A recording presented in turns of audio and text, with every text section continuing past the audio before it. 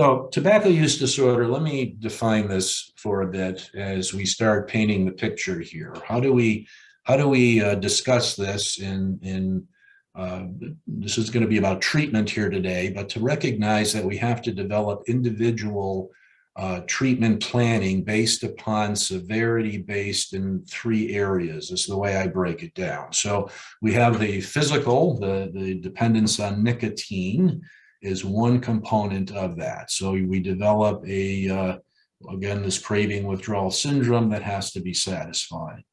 Then there's the behavioral component. So we now are ritualistic in terms of when the cigarette may fit into the routines of our day. There's a lot of cigarettes that are used not due to the need of nicotine, but due to some emotional or environmental trigger or cue.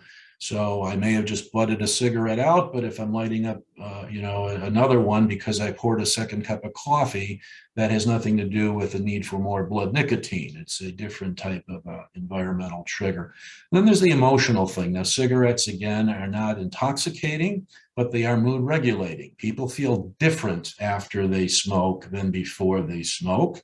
It can pep us up. It can calm us down. It can distract us from uncomfortable thoughts or feelings. There's some type of regulation of how I feel based upon this ritualistic nature of how tobacco became part of the lifestyle.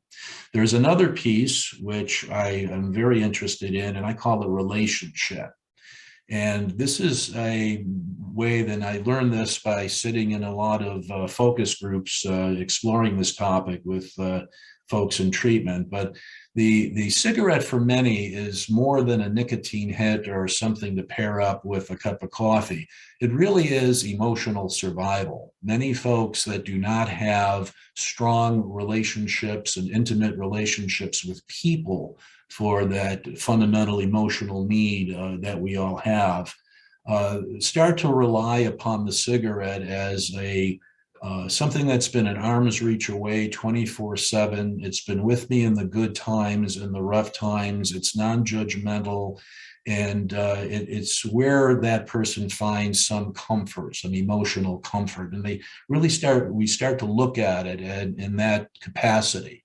That's important to know as we develop treatment interventions, because we don't want to demonize tobacco use. We want to meet people where they're at, but not leave them where they're at. So we have to start exploring again, what is the nature of is it comfort or discomfort? Why are we using tobacco products? That's another training we can do at another time.